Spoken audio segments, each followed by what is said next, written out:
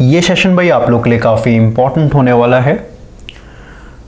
Short video series का भाई ये लेक्चर नंबर 4 है और आज के सेशन में हम लोग बात करेंगे इंडक्शन मोटर के वर्किंग प्रिंसिपल पे। वर्किंग प्रिंसिपल कहने का मतलब भाई इंडक्शन मोटर के अंदर टॉर्क कैसे जनरेट होता है या फिर कहिए टॉर्क कैसे बनता है। भाई आज के सेशन में पूरा का पूरा कॉन्सेप्ट क्लियर हो जाएगा। हम लोग को पता है भाई कि इंडक्शन मोटर कुछ नहीं, इसमें दो वाइंडिंग है भाई। एक तो हम लोग स्टेटर पे कर रहे हैं जो कि 3 फेज का होगा ताकि हम लोग का यहाँ पे रोटेटिंग मैग्नेटिक फील्ड सेटअप हो सके। ओके, और ये 120 के फेज शिफ्ट पे होगा कुछ इस तरीके से। ठीक है, ये मान लेते भाई ए है तो ये आपका ए डैश हो जाएगा, फिर ये बी है तो इधर आपका बी डैश हो जाएगा, इधर आपका सी है तो ये वाला आपका सी डैश हो जाएगा। ठीक है, तो हम लोगों ने भाई जैसे इसमें 3 फेज सप्लाई दिया स्टेटर के अंदर तो रोटेटिंग मैग्नेटिक फील्ड सेटअप हो जाएगा। मान लेते भाई हम लोग का ये 4 पोल का मशीन है। ठीक है, P = 4 है भाई, तो NS कितना हो जाएगा 120 गुना 50 हर्ट्ज मान लेते सप्लाई फ्रीक्वेंसी है, 120 बाई P यानी 4। ठीक है, 4 3 जा 12, 3 5 जा 15 यानी 1500 RPM पे भाई ये घूम रहा है। अब मान लेते भाई हम लोग का ये क्लॉकवाइज डायरेक्शन में घूम रहा है। ठीक है ना, इसको हम लोग सबसे पहले हटाते हैं। अच्छा, आपके लिए एक क्वेश्चन है भाई कि इंडक्शन मोटर में ये जो रोटेटिंग मैग्नेटिक फील्ड का जो डायरेक्शन होता है भाई, जैसे मैंने अभी क्लॉकवाइज लिया तो क्लॉकवाइज लिया तो भाई अगर मुझे इसको उल्टा घुमाना है यानी एंटी क्लॉकवाइज घुमाना है तो उसके लिए क्या करना पड़ता है, आप कमेंट कीजिएगा। ओके ना, यहाँ पे मैं हिंट दे रहा हूँ कि भाई हम लोग यहाँ पे जो भी फेज सीक्वेंस है ना उस फेज सीक्वेंस में कुछ बदलाव करेंगे भाई। तो अभी भाई मान लेते हैं हम लोग का 1500 RPM पे आपका एक तरीके से ये NS घूम रहा है भाई, और मान लेते भाई कि इसका यहाँ पे नॉर्थ है और ये साउथ है। अभी नॉर्थ साउथ कैसे बनता है भाई, वाइंडिंग का कॉन्सेप्ट है, अभी उस पर हम लोग बात नहीं करेंगे। अभी बस समझिए यहाँ पे नॉर्थ बन गया, साउथ बन गया और ये एक तरीके से भाई घूम रहा है। या फिर इसको ऐसे ना दिखा के कि भाई ऊपर में नॉर्थ है नीचे में साउथ है, तो सीधी सी बात है बाहर में एयर गैप है ना भाई, तो नॉर्थ से निकलता साउथ में आता है यानी मैग्नेटिक फील्ड मेरा ऐसे जा रहा है। क्लियर है, कुछ इस तरीके से मैग्नेटिक फील्ड जा रहा है भाई। अब देखिए ना मैग्नेटिक फील्ड ऊपर तक जाए, इसका मतलब क्या, यहाँ नॉर्थ से निकलेगा भाई, नॉर्थ से निकल के ऐसे साउथ में घुस रहा है। ठीक है, तो एयर में नॉर्थ से निकलता ना, इसलिए ऊपर को नॉर्थ किया है नीचे में साउथ किया है, कोई दिक्कत नहीं होना चाहिए आपको। ठीक है, तो इसको हम लोग नॉर्थ साउथ ना दिखा कर भाई सीधे सीधे हम लोग बोल रहे हैं कि भाई ये मेरा मैग्नेटिक फील्ड है। ठीक है, ये मेरा मैग्नेटिक फील्ड है, इसको भाई मान लेते हैं φs यानी स्टेटर का मैग्नेटिक फील्ड जो कि इस डायरेक्शन में NS RPM पे घूम रहा है। NS जहाँ पे 1500 RPM है भाई, इस तरीके से गोल गोल घूम रहा है।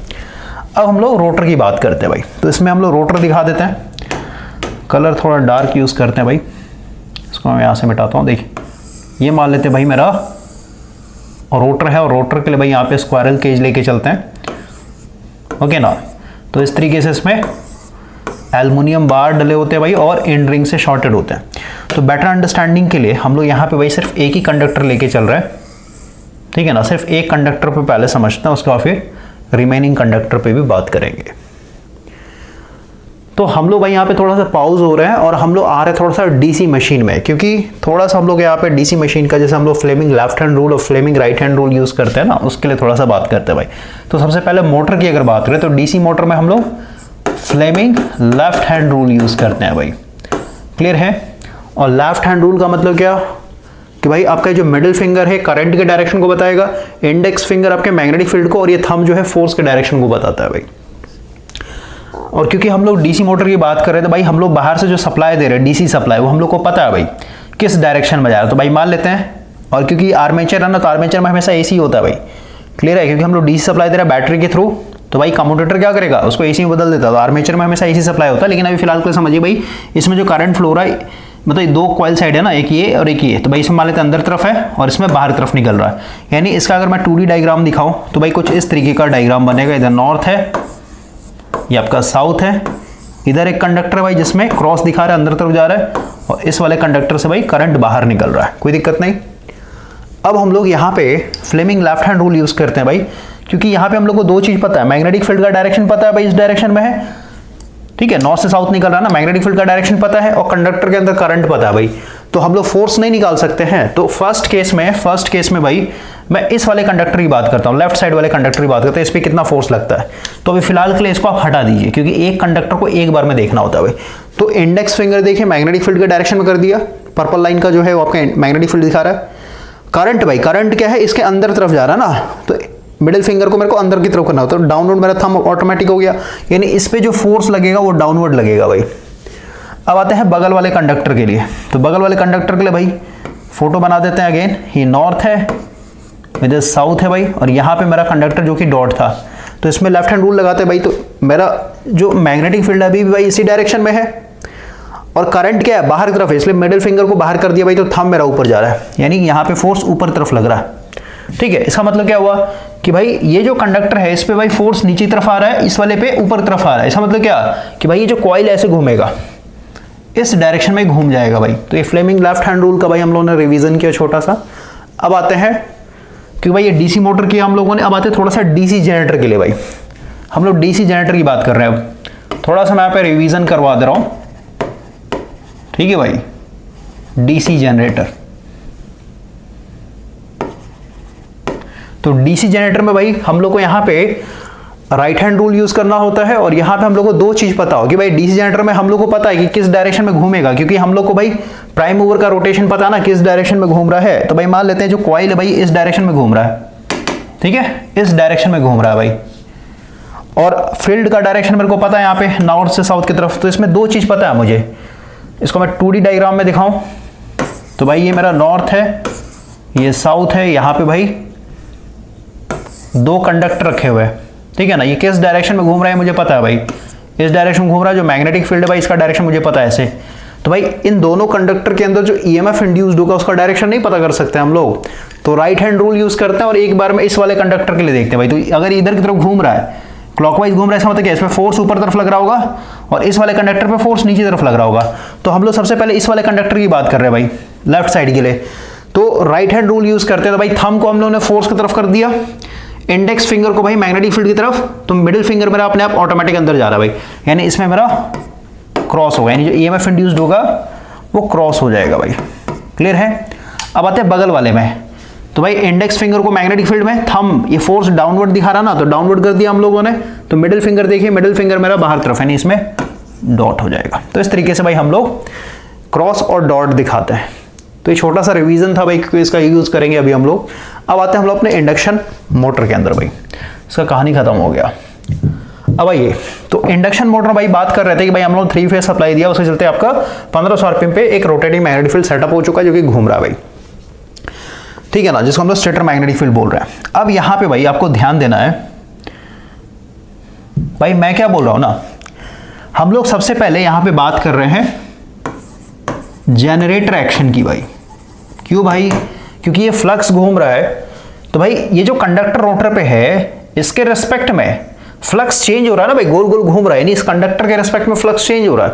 इसका मतलब क्या हुआ कि भाई इस कंडक्टर के अंदर ईएमएफ इंड्यूस्ड होगा, रोटर के अंदर जो कंडक्टर है इसके अंदर ईएमएफ इंड्यूस्ड होगा भाई, और ईएमएफ इंड्यूस्ड होने के बाद इसमें करंट फ्लो होगा, क्योंकि भाई ये सारे के सारे रोटर के अंदर जो कंडक्टर होते हैं वो कंप्लीट सर्किट होते हैं भाई। यहाँ पे तो मैंने सिर्फ एक ही कंडक्टर दिखाया ना, बेटर अंडरस्टैंडिंग के लिए, ठीक है, सिंप्लिसिटी के लिए भाई। लेकिन समझना है कि भाई इसमें बहुत सारे कंडक्टर डले हुए हैं, सारे एंडरिंग से शॉर्टेड होते हैं, तो अगर ईएमएफ इंड्यूस्ड हो तो इसमें करंट भी आएगा। तो सबसे पहले हम लोग देखते हैं भाई कि इसमें ईएमएफ कैसा आएगा, क्रॉस आएगा या फिर डॉट आएगा, ये पहले देखते हैं। तो मुझे बताइए भाई, हम लोगों ने भाई यहाँ पे समझिए, ये जो डीसी मशीन में पढ़ा, तो डीसी मशीन में क्या होता है, फील्ड मेरा स्टेशनरी होता है, north pole south pole fix होता है, बस हम लोग कंडक्टर को घुमा रहे थे, फिर चाहे मोटर या फिर जनरेटर भाई। आर्मेचर आपका घूम रहा था, सही बात है, आर्मेचर घूमता है, यानी कंडक्टर घूम रहा था, फील्ड मेरा स्टेशनरी था भाई। लेकिन यहाँ पे उल्टा है ना भाई, यहाँ पे मेरा फील्ड घूम रहा है, जो मैग्नेटिक फील्ड है भाई वो घूम रहा है, कंडक्टर मेरा स्टेशनरी है। इसका मतलब क्या कि भाई यहाँ पे अगर मुझे अपना डीसी मशीन वाला कॉन्सेप्ट यूज करना है, Fleming left hand rule generator के लिए, या फिर राइट हैंड रूल जनरेटर के लिए और लेफ्ट हैंड रूल मोटर के लिए, तो भाई मुझे डीसी मशीन के साथ इसको भाई कोरिलेट करना पड़ेगा। इसका मतलब क्या है कि भाई सोचिए कि भाई अगर मेरा फ्लक्स ऐसे भाग रहा है, यानी क्लॉकवाइज डायरेक्शन में भाग रहा है भाई, तो ये कंडक्टर जो है किस रिस्पेक्ट में आपको भागता हुआ नजर आएगा। सीधी सी बात है भाई, अगर आप फील्ड मान लेते ना, फील्ड पे बैठे हुए भाई, तो फील्ड अगर आगे जा रहा है तो सीधी सी बात है, रोटर आपको कैसा नजर आएगा, ये पीछे भागता हुआ नजर आएगा। अगर आप ट्रेन में बैठे हैं भाई, तो ट्रेन में जो आदमी बैठा हुआ है और जो आदमी भाई ट्रेन के बाहर जो खेत में बैठा हो भाई, तो अगर कोई आदमी ट्रेन में बैठा हुआ है तो विंडो से उस आदमी को देख क्या लगेगा, भाई ट्रेन आगे जा रहा है लेकिन भाई वो आदमी पीछे भागता हुआ नजर आएगा, पीछे छूटता हुआ नजर आएगा। तो कुछ इस तरह की सिचुएशन है भाई कि रोटेटिंग मैग्नेटिक फील्ड ऐसे भाग रहा है तो भाई कंडक्टर में ऐसे भागता हुआ नजर आएगा। क्लियर है? तो हम लोग कंडक्टर को देखना भाई, क्योंकि डीसी मशीन में हम लोग कंडक्टर को घुमा रहे थे, कंडक्टर को घुमाया जा रहा था, ठीक है ना। तो कंडक्टर के रेस्पेक्ट में सोचना है। अब आते हैं भाई, देखते हैं इसमें ईएमएफ कैसे इंड्यूस्ड होता है। राइट हैंड रूल यूज करते हैं। तो भाई इंडेक्स फिंगर को मैग्नेटिक फील्ड के डायरेक्शन में, क्योंकि यहाँ पे साउथ था और यहाँ पे नॉर्थ मेरा बना हुआ था, ठीक है भाई। तो इंडेक्स फिंगर को मैंने कर दिया इस तरीके से। अब फोर्स मेरे को पता है भाई, फोर्स कैसे जा रहा है भाई, ये रोटर पे देखिए ना, रोटर पे ये तो इधर घूम रहा है, ये ऐसे घूम रहा है मैग्नेटिक फील्ड, इसका मतलब रोटर इस डायरेक्शन भाग रहा है, यानी फोर्स का डायरेक्शन मेरा ये, ठीक है भाई। तो इंडेक्स फिंगर को ऐसे, थंब को भाई मैंने ऐसे कर दिया, देखिए इंडेक्स फिंगर ऐसे, थंब ऐसे, क्योंकि भाई इस कंडक्टर पर जो फोर्स लग रहा है ऐसे लग रहा है ना, ये पीछे भागता हुआ नजर आएगा, ठीक है। तो मिडिल फिंगर देखिए, मिडिल फिंगर मेरा अपने आप अंदर तरफ चला गया भाई बोर्ड के अंदर, इसका मतलब क्या, इसमें क्रॉस बनेगा, मैग्नेटिक फील्ड मेरा क्रॉस बनेगा भाई, सॉरी ईएमएफ जो इंड्यूस्ड होगा क्रॉस होगा, अंदर तरफ जाएगा। और क्योंकि भाई अगर यहाँ पे एक कॉइल साइड है तो उसका दूसरा कॉइल साइड भी यहाँ पे होगा, तो इसमें कैसा बनेगा, अगर इसमें क्रॉस है, इसमें अगर क्रॉस है तो इसमें डॉट होगा। अब इसके लिए भी प्रूफ कर लेते हैं, डॉट कैसे होगा भाई, या फिर पहले एक कंडक्टर के लिए बात करते हैं भाई, फिर आते हैं इस पे, ठीक है। एक कंडक्टर पे आता है, ठीक है भाई। तो इसमें क्रॉस हो गया, इंडेक्स फिंगर को ऐसे, थंब को ऐसे, मिडिल फिंगर मेरा अपने आप अंदर चला गया। तो भाई इसमें जो ईएमएफ इंड्यूस अंदर तरफ आएगा, और ईएमएफ इंड्यूस अंदर तरफ होगा मतलब करंट भी अब अंदर तरफ जाएगा भाई, यानी करंट का डायरेक्शन भी क्या होगा, इनवर्ड होगा। इसका मतलब क्या हुआ कि भाई हम लोगों ने यहाँ पे जनरेटिंग एक्शन यूज करके यहाँ पे इसमें ईएमएफ इंड्यूस्ड करवा दिया और करंट का डायरेक्शन फाइंड आउट कर लिया। अब जनरेटर का एक्शन यहाँ पे खत्म हो गया भाई, जनरेटर का कहानी खत्म हो गया। अब यहाँ पे एक चीज समझिए कि भाई अभी भी मेरा मैग्नेटिक फील्ड घूम रहा है, यानी अभी भी मैग्नेटिक फील्ड प्रेजेंट है भाई, क्योंकि इधर से बार बार हम लोग 3 फेज सप्लाई कंटिन्यूसली दे रहे हैं, तो मैग्नेटिक फील्ड तो अभी भी प्रेजेंट है। और यहाँ पे एक कंडक्टर है जिसके अंदर करंट है भाई, करंट फ्लो हो रहा है, मतलब एक current carrying conductor magnetic field में एक तरीके से बैठा हुआ है, फिर रखा हुआ भाई। तो सीधी सी बात है, डीसी मोटर का प्रिंसिपल क्या होता है कि भाई मैग्नेटिक फील्ड में अगर आप करंट कैरिंग कंडक्टर को रखते हैं तो वहां पे फोर्स पैदा होता है, समझे। तो इस पे एक फोर्स लगेगा भाई। अब वो फोर्स कैसे लगेगा उस पर हम लोग आते हैं। अब तो हम लोगों ने भी बात किया भाई कि मैग्नेटिक फील्ड में करंट कैरिंग कंडक्टर यहाँ पे रखा हुआ है। अब हम लोग यहाँ पे फोर्स फाइंड आउट करने के लिए लेफ्ट हैंड रूल यूज कर रहे हैं भाई, फ्लेमिंग लेफ्ट हैंड रूल। तो अब देखिए, क्योंकि भाई एक मिनट भाई, पेन यहां से हटाता है। मेरा कहने का मतलब क्या है भाई, अभी भी मैग्नेटिक फील्ड मेरा ऐसे भाग रहा है, सही बात है।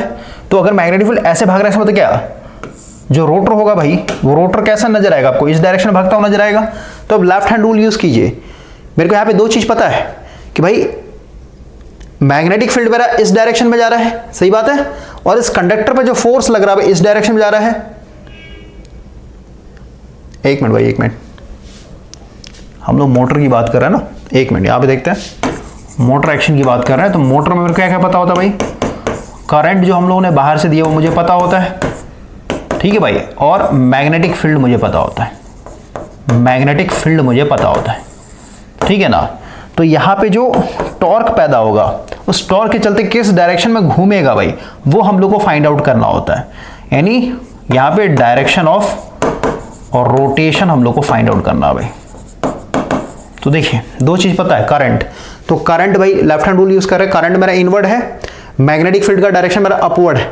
देख लीजिए आप, मैग्नेटिक फील्ड को अपवर्ड कर दिया भाई, मिडिल फिंगर मेरा अपने आप अंदर चला, थंब किधर बता रहा है, थंब इधर तरफ बता रहा है भाई, समझे। यानी इस पे जो फोर्स लगेगा इस डायरेक्शन में लगेगा भाई, क्लियर हुआ।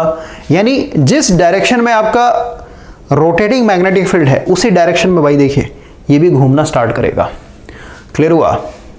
तो इस तरीके से सोचना है भाई, कैसे इसमें फोर्स पैदा होता है। अब क्योंकि हम लोगों ने यहाँ पे सिंगल कंडक्टर का बात किया था भाई, अब दोनों कंडक्टर ले लेते हैं हम लोग, इसको मैं मिटाता हूँ 1 सेकंड के लिए, और फिर से पूरा स्टेप हम लोग करते हैं। दो कंडक्टर कहना मतलब एक कॉइल डाला भाई हम लोगों ने, जिसमें भाई रोटर के अंदर ऑटोमेटिक 3 फेज ईएमएफ इंड्यूस्ड होगा, 3 फेज का करंट फ्लो होता है, तभी तो भाई रोटर के अंदर मैग्नेटिक फील्ड घूमता है, मतलब पैदा होता है भाई, समझे ना। तो इसमें भी 120 के, जैसे आप वाउंड रोटर ले लीजिए ना भाई, स्क्वायरल केस से नहीं समझना, वाउंड रोटर में वाइंडिंग क्या हो रहता है, समझे, 3 फेज की तरह, मतलब स्टेटर में जाए 3 फेज के उस तरीके रोटर में भी किया होगा भाई। तो एक कॉइल भाई मान लेते हैं यहाँ पे है ए, तो यहाँ पे इसका ए डैश होगा, फिर यहाँ पे अगर बी है तो इसका यहाँ पे बी डैश होगा भाई, यहाँ पे सी है तो इसका सी डैश होगा यहाँ पे, समझे।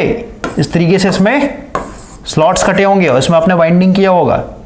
तो अभी हम लोग सिर्फ एक कॉइल की बात कर रहे हैं भाई, मतलब एक फेज के कॉइल की बात कर रहे हैं। एक कॉइल का मतलब क्या, उसमें 2 कॉइल साइड होते हैं, ठीक है। रिमेनिंग फेजेस के ऊपर अभी हम लोग बात नहीं करेंगे भाई। देखिए अब तो भाई मान लेते हैं मेरा कुछ इस तरीके का अरेंजमेंट था 120 पे, तो एक स्लॉट यहाँ पे है, दूसरा स्लॉट यहाँ पे भाई, फुल पेज कॉइल यूज कर रहा है, 180 डिग्री का फेज शिफ्ट है यहाँ पे। तो यहाँ पे भाई हम लोगों ने देख लिया कि क्रॉस होगा। अब यहाँ पे भाई इसके लिए बात करते हैं, नीचे वाले के लिए बात करते हैं। तो देखिए, क्योंकि भाई जिस इंस्टेंट में यहाँ पे क्रॉस हुआ ना, उसी इंस्टेंट में यहाँ पे डॉट पैदा हुआ होगा ना, समझे। तो हम लोग सेम सिचुएशन को रखेंगे भाई, सेम सिचुएशन। भाई मेरा फ्लक्स यहाँ पे है, ठीक है, तो जनरेटर एक्शन देखते हैं भाई कि यहाँ पे जो कंडक्टर है इसमें ईएमएफ इंड्यूस्ड कैसा पैदा होगा। तो भाई देखिए जेनेटिक एक्शन में क्या है कि भाई मेरे को राइट हैंड रूल यूज करना है, फील्ड का डायरेक्शन ये है, ठीक है ना भाई। और अगर फील्ड ऐसे भाग रहा है, इसका मतलब क्या है, कंडक्टर आपको कैसा नजर आएगा, यहाँ पे जो कंडक्टर था भाई ऐसा नजर आ रहा था भागते हुए, तो ये वाला कैसे नजर आएगा, ऐसे भागता हुआ नजर आएगा भाई। भाई इस फील्ड के रिस्पेक्ट में देखिए ना, फील्ड अगर ऐसे भाग रहा है, देखिए यहाँ पे ध्यान से कि भाई ये जो फील्ड है ये अगर ऐसे भाग रहा है भाई, इस तरीके से घूम रहा है, ऐसे घूम रहा है, तो भाई रोटर ऐसे भागता हुआ नजर, ये भी तो भाई ऐसे सरकेगा, यानी इस पे जो फोर्स ऐसे भाग रहा है भाई, ये रोटर आपको ऐसे भागता हुआ नजर आएगा। क्लियर हुआ, देख लीजिए आप भाई। इसके रिस्पेक्ट में अगर ऐसे जा रहा है तो ये वाला कंडक्टर आपको पीछे भागता हुआ नजर आएगा, तो ये अगर पीछे भाग रहा है भाई, इसका मतलब ये वाला भी तो पीछे भागते हुए नजर आएगा। अब यूज करते हैं भाई, राइट हैंड रूल यूज कर रहे हैं, जनरेटर एक्शन यूज कर रहे हैं। यहाँ पे स्पेलिंग गलत है भाई, जनरेटर का स्पेलिंग सही कर लीजिए, ठीक है। तो भाई इंडेक्स फिंगर ये है, इस पे जो फोर्स लग रहा है ऐसे लग रहा है भाई, देख लीजिए इस वाले कंडक्टर की बात कर रहा है, तो भाई इंडेक्स फिंगर भाई मैंने ऐसे कर दिया मैग्नेटिक फील्ड के डायरेक्शन में, थंब ऐसे आ रहा है इस पे फोर्स, तो भाई मिडिल फिंगर देखिए अपने आप आ रहा है ना यहाँ पे बाहर की तरफ, इसका मतलब इसमें डॉट बनेगा भाई। क्लियर हुआ। और इसमें क्रॉस के लिए भाई तो समझा ही दिया, तो यहाँ पे क्रॉस होगा तो ऑटोमेटिक यहाँ पे डॉट हो जाएगा, ठीक है। तो इसमें करंट एक तरीके इनवर्ट जा रहा है, अंदर जा रहा है भाई, अंदर से घूम करके बाहर निकल के इससे बाहर निकल रहा है भाई, क्योंकि अपने आप में कंप्लीट पाथ है, ठीक है। ये दो मतलब एक कॉइल है, इसका एक कॉइल साइड ए है, इसका दूसरा कॉइल साइड है बी, मतलब ए डैश भाई, ये ए है तो आपका ए डैश होगा, ये अपने आप में एक कॉइल है कुछ इस तरीके का, ठीक है, पीछे से कनेक्टेड है और यहाँ से आपका शॉर्टेड है भाई, ये पूरा कंप्लीट पाथ है ये, ठीक है। अब आता है मोटरिंग एक्शन में भाई। तो हम लोगों ने एक मैग्नेटिक फील्ड में यहाँ पे करंट कैरिंग कंडक्टर रखा हो भाई, तो अब देखिए इस वाले पे कैसे फोर्स पैदा होगा। तो भाई हम लोग को पता है कि भाई हम लोग को यहाँ पे मैग्नेटिक फील्ड का डायरेक्शन पता है, मैग्नेटिक फील्ड का डायरेक्शन पता है भाई, इस तरीके से करंट का पता है कि भाई इसमें डॉट है, तो भाई लेफ्ट हैंड रूल यूज करते हैं, मैग्नेटिक फील्ड ये हो गया, करंट भाई बाहर की तरफ है, बाहर तरफ निकाल दिया, थंब देखिए तो इधर भाग रहा है कि नहीं भाग रहा है, तो इस पे जो फोर्स पैदा होगा इस डायरेक्शन में पैदा होगा, और इस पे जो फोर्स लगा था इस डायरेक्शन में, तो ये पूरा क्या करेगा, रोटर को भाई सेम डायरेक्शन में घुमा देगा जिस डायरेक्शन में आपका रोटेटिंग मैग्नेटिक फील्ड सेटअप हो रहा है। तो इतना बार बार हम लोग बच्चे की तरह एक्सप्लेन ना करके भाई हम लोग सीधे सीधे एक ही लाइन में बोलते हैं। समझिए अब बेसिक तरीका क्या है इसको एक ही लाइन में पूरा सम अप करने के लिए। तो भाई मान लेते हैं कि भाई इसमें मेरा स्क्वायरल केज था, ठीक है, इस तरीके के कंडक्टर थे भाई इसमें डले हुए। तो जैसे हम लोग 3 फेज सप्लाई दिया तो भाई स्टेटर का रोटेटिंग मैग्नेटिक फील्ड सेटअप हो गया और ये 1500 आरपीएम पे घूम रहा भाई। तो इन कंडक्टर के अंदर जो फ्लक्स चेंज हो रहा है ये इनको पसंद नहीं भाई। तो पसंद नहीं इसका मतलब क्या कि भाई ये उन फ्लक्स को अपोज करना चाहते हैं भाई, ये सारे के सारे कंडक्टर क्या करना चाहते हैं, इस रोटेटिंग फ्लक्स को अपोज करना चाहते हैं। तो ये लोग क्या करेंगे बताइए, ये इसी डायरेक्शन में घूमना स्टार्ट कर देते हैं भाई। अगर ये इसी डायरेक्शन में घूमना स्टार्ट कर देंगे तो सीधी सी बात है जो रोटेटिंग मैग्नेटिक फील्ड है और जो रोटर का स्पीड है भाई ये सेम डायरेक्शन में होगा। तो भाई रिलेटिव स्पीड मतलब जितने तेजी से भाई कट कर रहा था वो कटिंग करना कम हो जाएगा ना, क्योंकि इनके बीच में रिलेटिव स्पीड क्या हो जाएगा, कमते चला जाएगा भाई। समझ गए। तो ये लेंज लॉ का कॉन्सेप्ट होता है भाई कि अगर ये इस डायरेक्शन में घूम रहा है तो भाई रोटर भी आपका इसी डायरेक्शन में घूमना स्टार्ट कर देगा ताकि ये इस फ्लक्स को अपोज कर सके भाई। समझ, जैसे ये रेस्ट पे था भाई, तो रेस्ट पे था तो ये 0 आरपीएम पे है भाई, यानी रोटर जो है एनआर जो है मेरा 0 आरपीएम पे है और ये 1500 पे भाग रहा है भाई। तो इनका रिलेटिव स्पीड 1500 आरपीएम के हिसाब से चल रहा है। अगर ये भाई मान लेते हैं 100 आरपीएम पे दौड़ना स्टार्ट कर दे सेम डायरेक्शन में, ये 1500 पे 100 पे, तो भाई ओवरऑल 1400 आरपीएम से चेंज हो रहा होगा फ्लक्स, है ना भाई। तो कुछ तो कम हुआ पहले के मुकाबले, क्योंकि पहले 1500 आरपीएम से चेंज हो रहा था भाई, अब सिर्फ 1400 आरपीएम पे। तो धीरे धीरे जब ये स्पीड पकड़ेगा भाई, मान लेते हैं अब ये 1000 आरपीएम पे आ गया, ये 1500 पे भाई, तो ओवरऑल कितना का रिलेटिव स्पीड हुआ, सिर्फ 500 आरपीएम का हुआ भाई। अब भाई मान लेते हैं मतलब धीरे धीरे आपका देख लीजिए जो रिलेटिव स्पीड कमते जा रहा है, मतलब भाई जो फ्लक्स कट हो रहा था इन कंडक्टर के रिस्पेक्ट में वो कमते जा रहा है, तो इनमें ईएमएफ इंड्यूस्ड भी कमते चला जाता है भाई। और भाई मान लेते हैं ये भी अगर 1500 आरपीएम पे घूमना स्टार्ट कर दिया, रोटर भी 1500, भाई दोनों सेम स्पीड पे, रिलेटिव स्पीड जीरो, तो भाई कोई भी फ्लक्स कट नहीं होगा, कोई कट नहीं होगा भाई, तो ईएमएफ इंड्यूस नहीं होगा कंडक्टर के अंदर, कोई करंट नहीं आएगा, कोई करंट नहीं आया तो कोई टॉर्क नहीं आएगा। इसलिए ये इंडक्शन मोटर क्या होता है, फिर लैग होना स्टार्ट कर देता है, अपने आप स्लो होने लगेगा वो। क्लियर है? और हमेशा क्या करता है ये 1500 आरपीएम पे, मतलब 1500 आरपीएम से नीचे ही दौड़ेगा भाई। एनआर का वैल्यू हमेशा 1500 आरपीएम से नीचे ही होगा, क्योंकि 1500 आरपीएम पे क्या है, EMF zero, current zero, torque भी जीरो भाई। और टॉर्क जीरो तो भाई लोड को फिर ये कैरी कर नहीं पाएगा, तो वापस ये लैग होना स्टार्ट करता है। आई होप कि आपको ये समझ में आया हो भाई। और इसीलिए क्योंकि भाई आप देख रहे हैं ना 1500 आरपीएम भाई ईएमएफ यानी रोटर के अंदर जो E2 है ये जीरो हो जाता है, I2 भी मेरा जीरो भाई, क्योंकि कोई ईएमएफ इंड्यूस नहीं हो रहा ना, समझे? तो इसीलिए जो E2 होता है ये स्लिप पे डिपेंड करता है भाई, प्रोपोर्शन होता है स्लिप के ऊपर, समझ में आया? क्योंकि स्लिप मैक्सिमम कब है, स्टैंड स्टिल पे भाई। तो स्लिप का वैल्यू 1 है, इसका मतलब क्या, जब ये रुका हुआ भाई, स्लिप का वैल्यू 1 मतलब रुका हुआ, स्टैंड स्टिल बोलते हैं भाई, तो उसमें आपका मैक्सिमम ईएमएफ इंड्यूस्ड होगा, क्योंकि आपका जो E2 है ये 1 से मल्टीप्लाई किया गया। लेकिन जैसे रोटर स्पीड पकड़ेगा भाई तो स्लिप मेरा गिरना स्टार्ट होगा, स्लिप गिरेगा, इसका मतलब क्या, स्लिप का वैल्यू भाई मान लेते हैं 0.2 हुआ, फिर 0.3 हुआ, ऐसे इस तरह चेंज होता है, तो E2 भी मेरा चेंज होता रहता है। ठीक है, स्लिप का वैल्यू जीरो कब होगा, स्लिप का वैल्यू जीरो कब होता है, स्लिप का फार्मूला देखे ना भाई, NS माइनस NR, मतलब NS और NR दोनों बराबर हो गया भाई, यानी 1500 आरपीएम पे रोटर भी आ गया और स्टेटर भी, तो भाई जीरो हो जाएगा, और स्लिप जीरो तो E2 जीरो भाई, E2 इसमें जीरो हो जाएगा। क्लियर है? तो आई होप कि आपको ये समझ में आ गया भाई। अभी शॉर्ट वीडियोस का सीरीज चल रहा है, तो इसमें हम लोग इसी तरीके से बात करेंगे।